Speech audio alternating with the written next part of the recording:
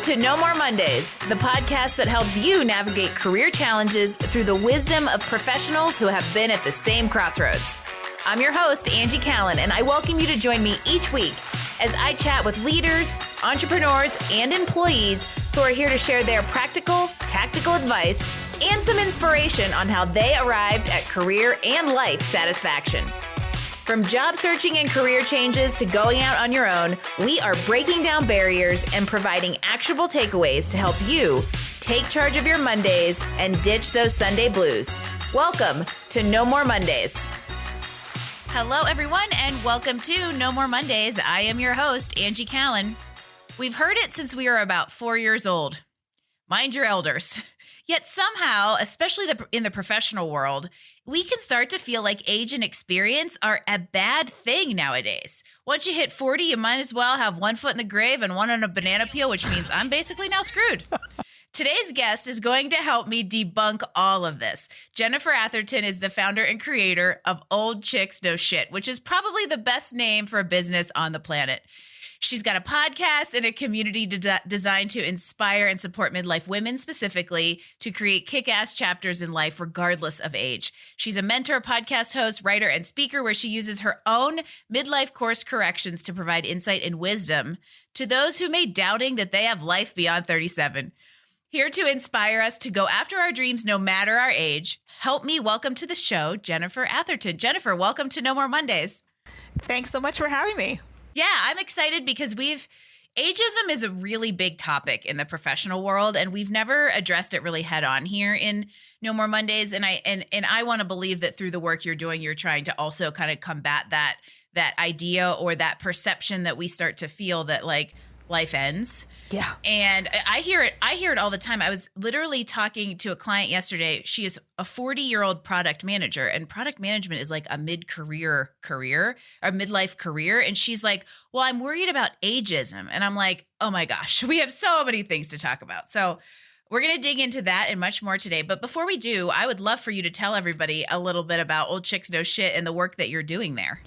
Yeah. So Old Chicks Know Shit was really born out of my own experience of having to reinvent my entire life at the age of 50. And, at the time, that I was faced with, so I ended up, being divorced, unemployed after a 30-year corporate career, an empty nester, and I was also bedridden with a stress-related illness. And I recognized, so basically all of the identities that I had in the world were stripped away from me in a very short space of time. And I realized that I had no idea who I was if I wasn't a wife, mother, corporate executive. And at the time I was like a gym rat. So literally none of that stuff was available to me. And what was really scary for me was that I didn't know who I was outside of those titles, right? Like, who was the woman behind it all? And also at the time, I was bought heavily into the cultural narrative about what it means to be a 50-year-old woman. So, I'm like, who's starting over at 50? I'm too old. This is the beginning of the end. I'm supposed to be riding off into the retirement sunset, on the arm of a handsome man with a pot of gold under my arms. That was not my reality. And I had no clue what possibility there was beyond that, because that was the social narrative that I had seen about what it means, right? It's like, you reach this point and then you just kind of wait for the end, right? Like coast into the finish line, right? There's no talk about next chapter or recreating your life or any of that kind of stuff. And so, I started a blog, which became a podcast, which became the community, really all about helping women realize that we have a 30 or 40 year chapter of life ahead of us, right? And we get to choose how we want to live that chapter, right? We get to rebel against the cultural narrative, rebel against our own programming and belief in ourselves or disbelief in ourselves, rebel against all the shoulds, right? And get to choose what it is that we do next. And I think you hit on there's so many little tidbits there that are so prevalent in its today's society, the social norms. And I feel like they are more obvious than they've ever been, yet at the same time, we're at this point of being able to rebel against them more than we ever have been. And you said something that I think a lot of women went, oh, at, which is that identity piece. Because, you know, in America, we are, especially in America, other kind, and probably Canada too. Absolutely. North America. Yep. In North America, there you go. That would be the appropriate geography, Angie. We are like, we really define ourselves and others through what we do for our vocation. And it is not necessarily the healthiest thing, but it also then can really create these complexes anytime that changes. Or like, and then for you, there were layers of identities that just like all of a sudden you're back at ground zero. And if you've never done work to understand who you are outside of those labels, it's debilitating. And I'm sure that's what you felt.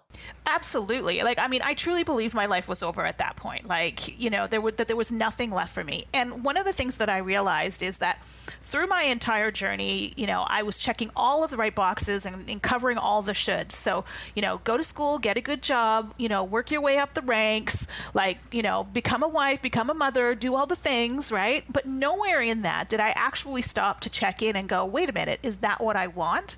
Like, I was living out of a sense of obligation or, you know, shoulds, like checking all the boxes of shoulds, right?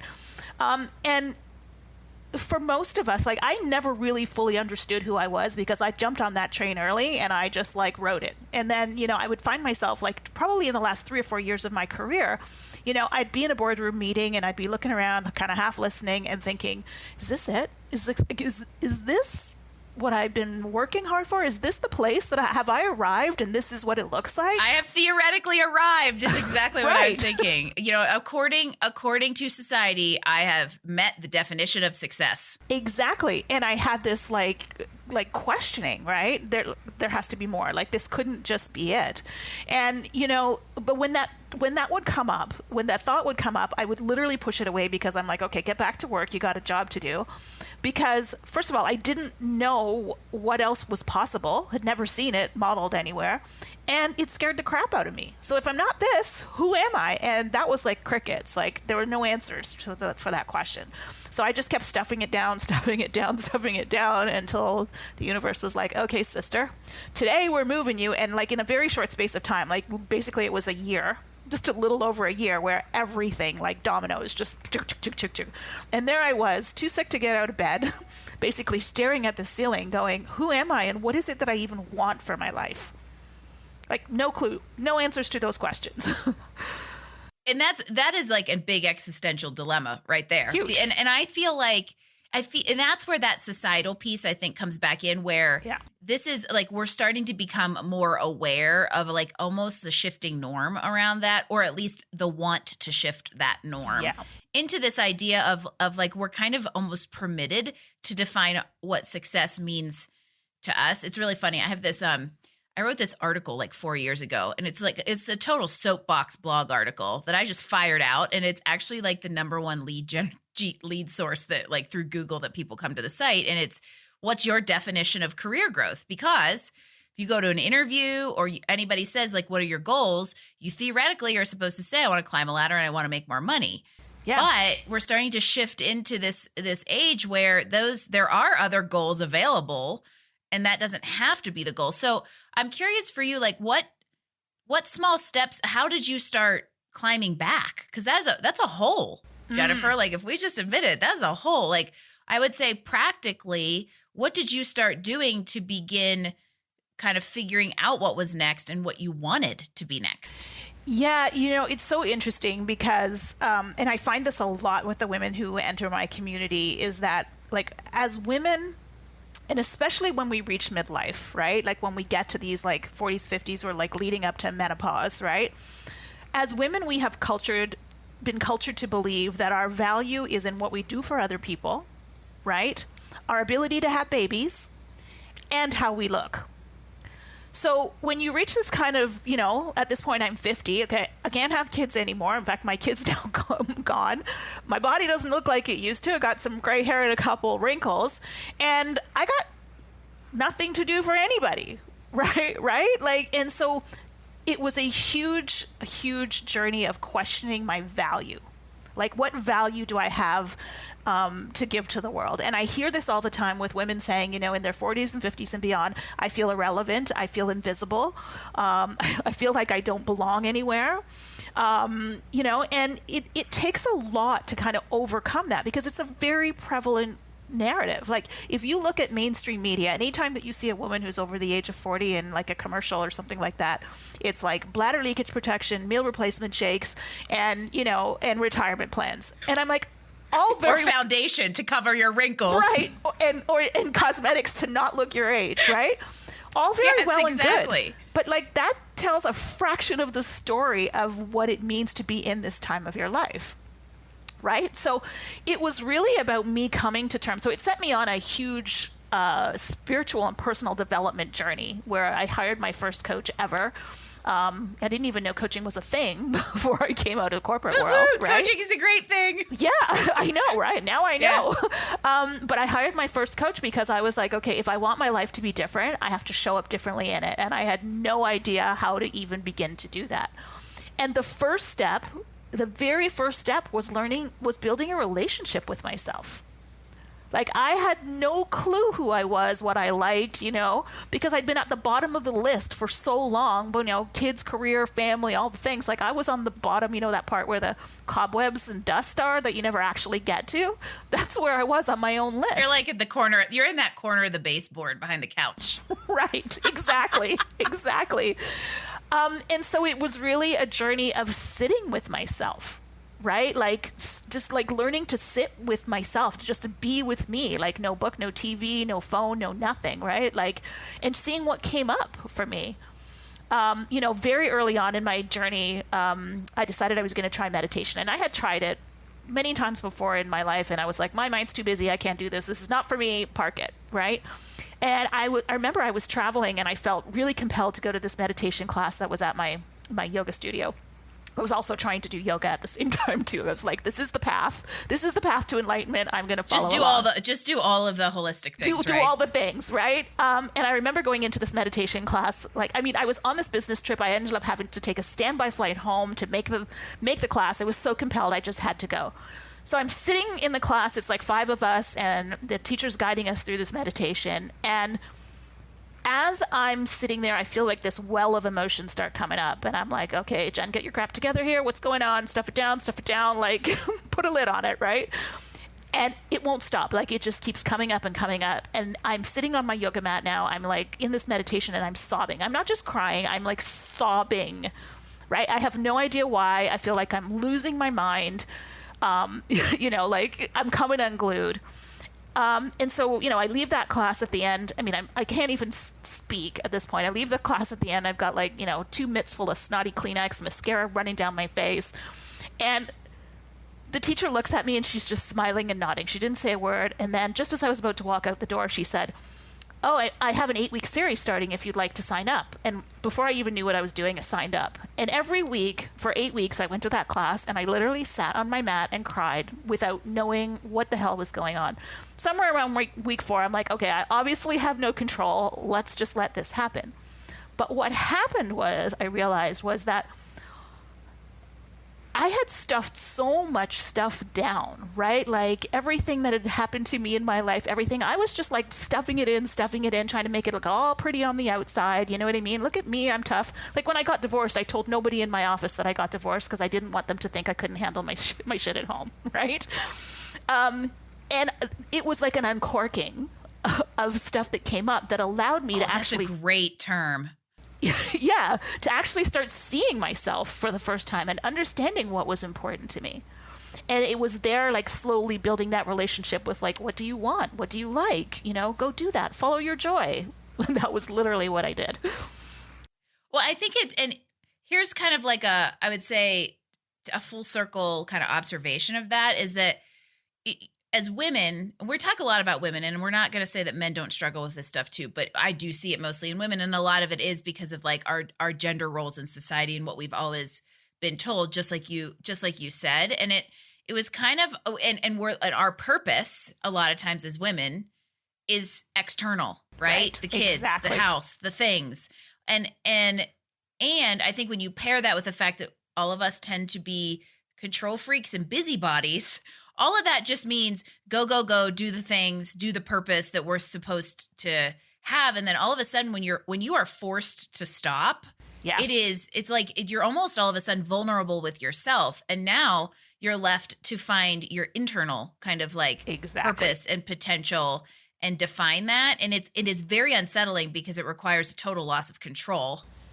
And like in your situation, I think it's funny because you like the busybody translated to different busybody, right? Meditate, yoga, all the things. But at some point in there, you found the thing that forced the loss of control. Exactly. And then the real healing journey began from that, which is amazing. Exactly. Beautifully articulated. Yes, that's exactly how it was. So I want to give some wisdom to people out there because I love that you are in this space and supporting women in this way because it is a very, I would actually even say potentially like systemic issue with women. And I see it generally like, I would say it even starts at late 30s. I mean, I've had 27-year-olds who are like, oh my gosh, well, I haven't gotten there yet. I'm behind. And I'm like, oh my gosh, you need to get off of Facebook, right? So social media has not helped all of this. Right. But Exactly. let's say somebody out there is listening and she is nodding her head like, oh man, this sounds a lot like me. I'm too old to change careers. I'm too old to change jobs. I'm 58. I don't want to have to do this again when I'm 60. I missed the boat. I'm too old to start a business. There's all of these like self-limiting beliefs that we tell ourselves. So let's say somebody out there is nodding their head. They're listening to you. They're like, yep, I just nodded my head at everything Angie just said. Like what are a few words of wisdom you have from them to just get them moving in the right direction and maybe willingness to be vulnerable with themselves a little bit? What can they do?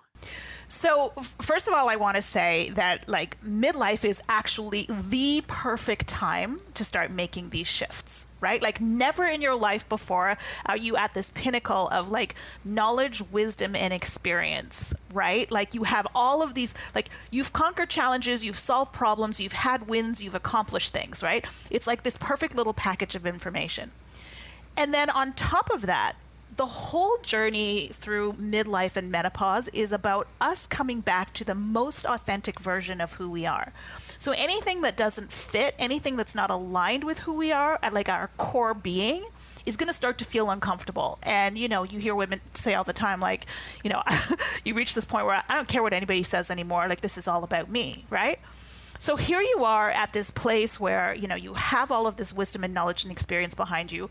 You're moving into the depths, and I want to say this, like the depths of your own authenticity. Like, who are you as a person? Like, you know, the kids are gone, your career's on autopilot, your relationships are changing, all of that. It's about refocusing our energy from what we do outside, like the external, into what's true and important for us. And when we get to that place, like that's where, when we find our most authentic self is where we find our gifts, which is what pulls us into the next chapter, right? So, you know, like in my case, you know, if you had asked me 5-10 years ago if I was a creative person, I would have said, no, not really. I write strategy decks, you know, like that's what I do, you know, and it turns out like that I am actually an incredibly creative person, and that creativity is actually core to my being, to the person that I am. And it was probably stifled for 49 years. Exactly. Because I didn't have time for it, right? Like between carpool work, like doing all the things, you know, being the mom, being the wife, being the sister, you know, being the good daughter. Like I didn't have time for any of that. And it's when all of that died down and I started to tune inwards that I was like, ooh, there's parts of me that I haven't even met yet. Like parts of me, you know, that I haven't discovered. And I'm still on this journey, you know, like 8 years later, I'm still on this journey of self-discovery. So, you know, as we come into this time of our lives with this, you know, and I hear women say this all the time, you know, I'm an accountant, I'm not creative. I only have this experience. Like I'm a corporate executive. I can't do X, Y, and Z. Really, it's about shedding everything that you know about yourself and just seeing who you are. Like, so what do you believe about yourself and challenging that belief? right? Because I think the challenging word is a great thing. Yeah. Because because we're busybody women, we want to like take action. So if you think about it, instead of just like losing all control, where can you challenge yourself or step out of your comfort zone? Because that's the other thing. We're really good at the comfort zone. Well, exactly. Yeah, so where can you step out of your comfort zone as one just small step to challenge those beliefs that either you and or society have placed on you for your whole life? Right, exactly. And so I tell the women in my community all the time, like, check your beliefs. If a belief comes up that says, oh, I can't do this, or I don't have, or whatever, start questioning it. Like, simply ask, is that true? Do I know it to be 100% true? Is there even a small part of that might not be true? And even if it is true, could I learn something else? Am I capable of learning? And when you start that questioning, right, it kind of opens up doors, because it's very easy to stay rigid in our knowing, right? Like, that's the safe spot, right? And so when we start questioning it, we start opening little doors, and then it's like, oh, well, maybe I could learn that. Let me go to the internet and see what that is, right? Tap, tap, tap, tap, tap. Oh, look, here's this. And then you start going down this rabbit hole that starts opening more doors and more doors. So we have to challenge who we think we are, because for most of us, by the time we've got to 40 or 50 or even 60, we have been so programmed in our lives. Like, the programming is strong. And this is literally about unlearning. This time of our lives is literally about unlearning everything that we've learned and starting Which fresh. just feels like the most skin crawling, uncomfortable thing to do. And, I went through kind of like a rock bottom experience in my mid 30s that I think pushed me forward into that midlife kind of thinking a little bit sooner. And there's so much self-awareness that becomes available to you. But I think that it's a very interesting consideration to stop and say, I'm going to intentionally push myself on this journey versus being pushed off the precipice, which is when I see it tend to come into people's lives, right? I got laid off. Now I got to go figure it out. Divorce is really common in that midlife woman. There's a giant life-changing, rug pulled out from under you event that forces you into this kind of exploration. But I think the message is, if you're sitting out there like shaking your head and resonating with a lot of this, and you haven't had that precipitating event yet, it's okay for you to start the journey intentionally. Yeah, for sure. And you raise a really good point. I mean, I talk about it a lot in the context of midlife women because I see it so prevalently in that group. But I think it's open to anybody, men or women at any age, right? Like, if you don't like where you are, you know what I mean? If something has rocked the core of what you think, right, you can change. Like, you can change. I think the older you get, the more, like I said, the more programmed we are to believe that we can't.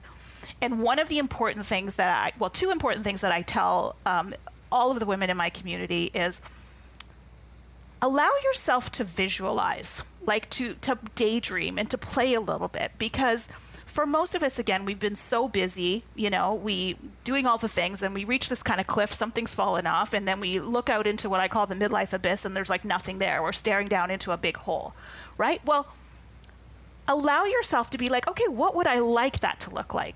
Like, most of us daydreamed as kids, and then it got beat out of us somewhere along second, third grade or whatever. Somewhere right? around age 9. Yeah, right, exactly. And then we forgot how to do it. But it's really like a compass.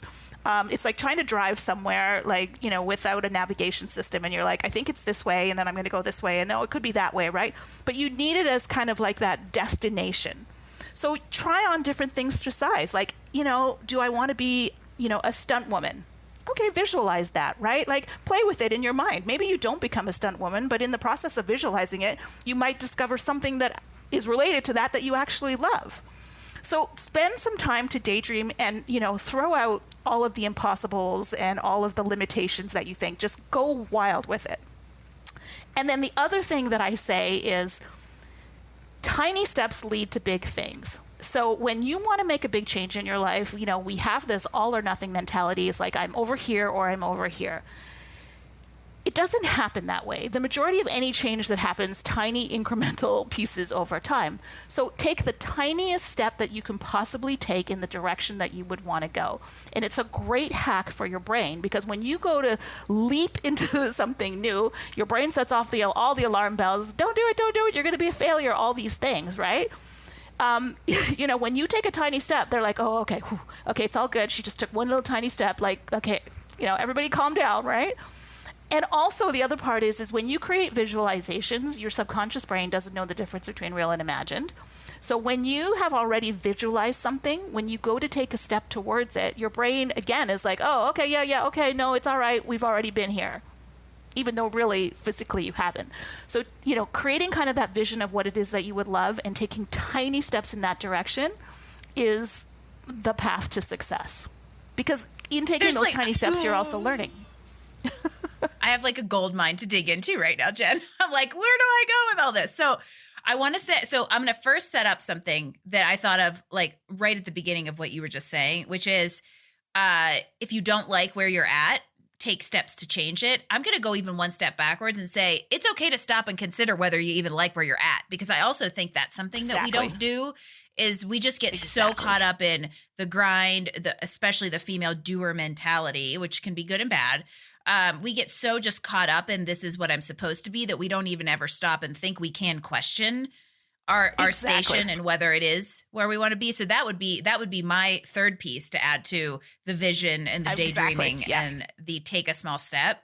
And then I love that. I am a huge fan, and this is my husband has created this in me. So it's really interesting how the people in your life can also kind of impact this. But I'm a big fan of getting out of your comfort zone in the kind of like adventure and doing things world. We live a mountain life and we do all the things, and I would not do any of the things if he weren't like, let's go on a stand-up paddleboard and go down a raging river, right? But when you do those kinds of things, either in your mind or in reality, it builds confidence, right? Yes. So then it doesn't become so scary, which is why I think the inching forward recommendation is amazing, because that to me is exactly why there's scientific proof that wasn't it Walt Disney that was like, if you can believe it, you can be it. Yeah. Right. Yep. There's actually that's a really cool inspirational quote that actually has some proof because of how our brains are wired.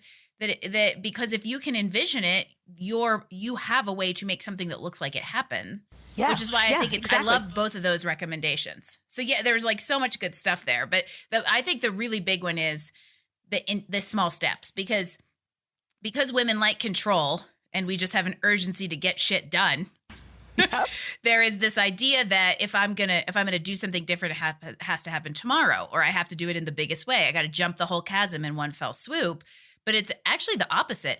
We all grew up, because we're talking to midlife women right now. How many of us grew up in the fad diet, crash diet phase, and how many times did it ever work for us? So this is almost the same thing. Exactly. You don't have to go on a crash diet of life. You can just change your eating habits one meal at a time. It's a great analogy. Exactly right.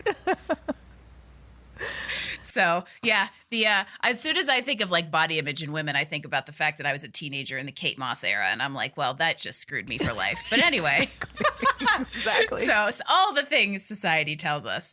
No, I love this idea that you can really question where you're at and vision and play, and the creative piece was something that I feel like I got permission to explore years ago. I used to be an engineer. So same thing. Like I was good at math and science. I grew up in a math teacher's house.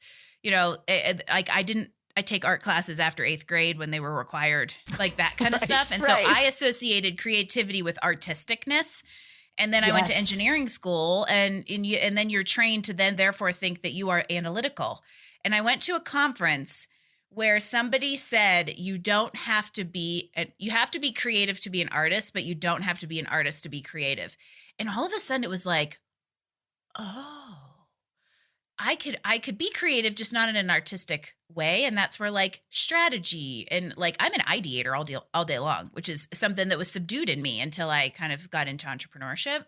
So it's really amazing what you can discover. But I think to circle this all back to the fact that, old chicks know shit is that it sometimes takes the wherewithal and the life experience of being in your 40s and 50s to even get to the point of enough awareness to go into an exploration like this. Well, yeah, and exactly. And, every time I speak and I share my story, and women are resonating with it. And I say all the time, you know what? You don't have to do it the hard way like I did it. Like, you don't have to wait till you get knocked over the head, right?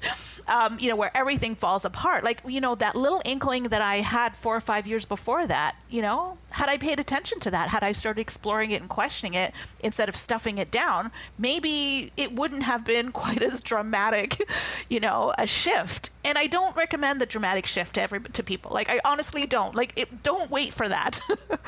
Right? Like, if you find yourself in a situation where you have this like recurring nudge, explore it. Like, just honor it enough to explore it. Like, question it a little bit, right? And sit with it. Just let it be, rather than like, oh my God, no, this goes against everything that I have worked for so hard. Let me stuff it down, which is what I did, right? Because there are parts of us that are unexpressed, that as we age in life, and this is, studied by Carl Jung and Erickson and all this, there are parts of us that start coming alive as we move forward, right? And our job is to start honoring those parts of us, because that's the evolution of our lives. We were never meant to be the same from the beginning to the end. No, and no matter how hard you try, you're not gonna be. Right. Well, exactly. Yeah. And we also live longer now. Yeah. We live longer now. So to the point that if you're going to do something different in your 40s and 50s, you're not looking at like, well, I got 10 years and I'm out. There really is a second half of life there now. Well, this is the thing too. When I started looking at it from the perspective of like, I have a 30-year chapter ahead of me. Am I really going to sit around and coast to the finish line for 30 years? Like, that's insane, right? Yeah. And that, that you can make that chapter anything that you want it to be. Like, I didn't think that was possible. Like, I didn't think I was capable of that. But the truth is, it's possible for all of us. And when you think about it, that chapter of our lives is actually longer than any chapter that we've lived yet. Like, if you think about it in the context of, maiden, mother, and then they put crone, which I have a huge resistance to the word crone. Because to me, it says this woman, this like wizened old woman sitting on the mountaintop spouting wisdom. There's like a chunk in there. You get like a movie. Right, yeah, you get like a movie picture with that one. It is not pretty. And there's a chunk in there where it's like, you're no longer a mother because your kids have left and you're not this wizened old woman yet. So like, how come we skipped over that part? Like, I actually retermed that the maven years, because if you look at the dictionary definition of the word maven, it says an expert with knowledge and wisdom to share. And I was like, oh, perfect. Bingo. Well, and if you think about it, you almost, not only is that from a start, like a time frame, a long period of time, but you have more time in that phase. Exactly. Because you're not raising kids or maybe working the hard, super drive growth year career. You have more time to spend with yourself and what you want, which is really incredible. It's the perfect orchestration, really. It's just that we've never been taught to see it that way. Yeah. And I also think it has to do with that idea that like we are so resistant to change that we don't like, we want to just stay the same because it's like almost easier, and there's fear with change, and change can be hard.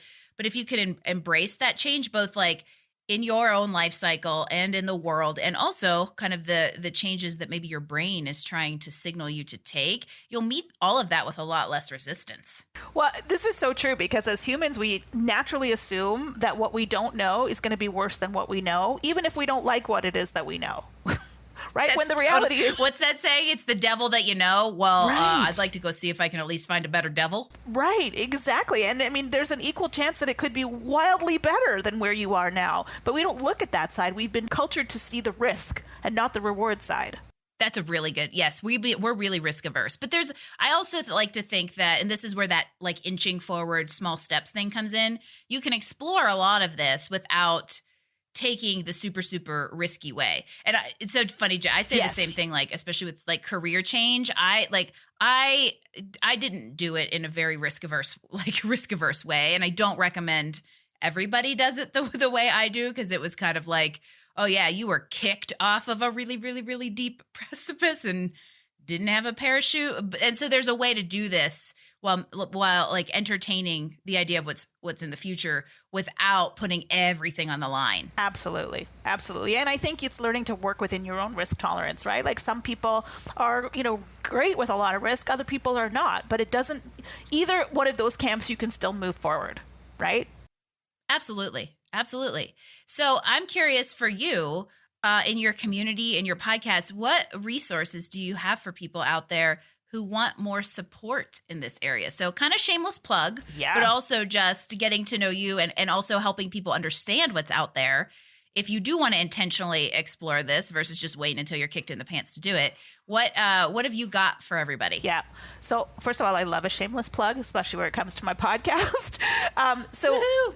Tune into the podcast, because one of the reasons why I started the podcast was when I was looking for the inspiration about what was possible for my next chapter. Like I said, I didn't see it. Like, the cultural narrative is not exactly inspiring and uplifting.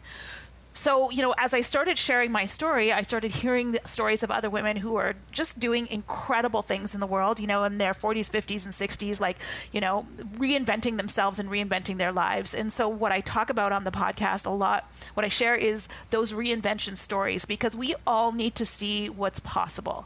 And I'm telling you, I get so freaking inspired by the women that I talk to. Like, they literally keep me going. And, the second thing is that so many women end up in my community because they're like, I know I want something more. I know I want something different, but I have no idea what it is or how to get there. Like, this whole feeling of being stuck. So I created a guide called 5 Ways to Get Unstuck and Create Your Kick-Ass Next Chapter. It's downloadable on the website, which is oldchicksnoshit.com. And it really outlines okay, it sounds like 5 simple steps. There are 5 pieces to it. They're not linear. It's not a 5-step journey. Okay, I'm going to do this in a week, right? Like, it's things for you to consider. It's something you probably want to put by your bedside. You might refer back to it often. Step 4 might resonate more than step 1. You can do it in any order you like. But the idea is, it's just like all the other stuff that we talked about today. It's about challenging your own beliefs about what's possible for you. And we both encourage you all to challenge your own beliefs about what's possible for you. Amazing things are waiting for you on the other side of that exploration. So true. So true. Honestly, like, if you had told me I'd be living the life I am now, 8 years ago, I'd be like, no, sorry, that's not possible for me. Right? But it is. What are you talking about? It's funny. And actually, I'm gonna actually tie in what we're talking about, make it a little bit more relevant and relatable for any younger listeners out there. I find younger people today are super, like, almost like even more goal driven than I thought I thought we North Americans could get, right? And it's like this tunnel vision thing, because that's what society's told them, is you need to be this thing by the age of X. Yeah. And they put blinders on almost to that tunnel vision goal. And what I usually say if you make a tunnel vision goal to be a COO by the age of 40, you might miss the opportunity to be a CEO at 36 because you just missed the door. Exactly. And I think that's what a lot of these resources and a lot of the stories that you're sharing are like the inspiration that we, even though we love to control things as women, don't necessarily have to have every turn on the map drawn out. Yeah. But at least we have a map. Yeah. And a lot of that is because we don't trust ourselves, right? We don't trust our own instincts. And that's a big part of it, is like learning to trust enough to be able to just let go of control a little bit and see where you end up, right? Yeah. And I think you have to know yourself to trust yourself, right? We talk about that even in sales, like know, like, and trust. Well, guess what, people? If you don't know, like, and trust yourself, you're kind of screwed. That is so true. Yes. So true. So we're going to change that one story at a time. So will you tell everybody again where they get resources and where they can tune into your podcast? Yeah. So my podcast is on all of the podcast platforms. It's Old Chicks, KNOW. The podcast, the website is the same, and you can find me on all the socials of the same, Old Chicks No Shit. And yeah, go download the 5 Steps to Get Unstuck. So many people will reach out to me and be like, oh, I never thought about it that way, or you opened a door for me. I feel a lot less stuck now. And I think sometimes you just need a different perspective, which is where the coaching helped you, I'm sure. But even just a resource like that can give you a different way to frame things and think about things that gets you out of your normal patterns in your head. So I think I also like that you set that up with, this is not a linear process. So there isn't a right or wrong way to do it, ladies. Like, so don't beat yourself up if you feel like you're not getting an A+. It is meant to be a resource. Like when you get into these kinds of explorations, it isn't as black and white as we're used to life being. Yeah, so true. And, one of the other things that I do is I've created a community of midlife women who are reinventing themselves together, because the power of community, of women holding each other up, of, someone else holding your belief for you on the days that you're struggling, things like that. Like it's so incredible to watch the power of community of like-minded people, because in a lot of cases, they don't have those people in their lives. Right? Like they don't have maybe a supportive spouse or friend or whatever. And so coming together in this community. So if you, on the website, if you join the email list, you will get information about the next cohort of the community starting in April. So yeah. Perfect. You don't have to do this alone is the message. And I think that's one of the reasons that I wanted to have a podcast, was to help people hear stories of others who have gone before them and kind of changed the paradigm. And I think that you're doing the exact same thing. And that's the big message here, everybody, is it is okay. You don't have to be the strong one anymore. Like it's okay to ask for help. It's okay to be vulnerable with yourself. And it's okay to say, I don't need to do this alone because I want more. And there's more to be had in community. Ooh. Yes. Amen. Yeah, we are pack animals. We were never meant to do this alone. We are pack animals. I love it. This has been so fun. And I feel like there's just all these little things that we could get into and talk about. But as we kind of start to wind things down, you love to give inspiration. I love to give inspiration. I also like that you like to give action items on the back end of that inspiration, because I do too. Inspiration is a starting point, not a deliverable. Yes. But much like you do through your stories on the podcast, we always like to leave everybody with one last little kind of inspirational thought. Specifically here, we're about combating the Sunday scaries and no more Mondays. But I think that is very much in line with this idea of just embracing where you want to go in life. So what is your kind of like parting word of wisdom and inspiration for everybody out there on how they can kind of start to have this life of no more Mondays and more satisfaction? Yeah. Let me share a little story with you of a woman in one of my groups. One of the things that when women come into the group and they have an idea of what it is that they want for their next chapter, no matter how crazy or, harebrained they think it is, I make them say it out loud to the group. And there's this one woman in my group who, every time we came to this, she's like, oh, can I go last? Can I go last? You know what I mean? I was like, oh, okay. So finally we get to her and she says, she qualifies with saying, I'm going to share this with you, but it's really, really dumb. And just because I have to, but you know what I mean? So she lays out this vision that she has for her life, which is about, making women who are struggling in health, in their health, feel beautiful. So it's a whole charitable organization, like going to hospitals and things like this. And she lays it all out, this whole, thing that she has, in her mind. And at the end of it, she finishes it and she goes, yeah, see, it was a really dumb idea. And then I said to her, can you look around at the faces of the women in this group and tell me what you see? The way she had laid this out was so beautiful. Like half the room was in tears, the other half were on the verge of tears.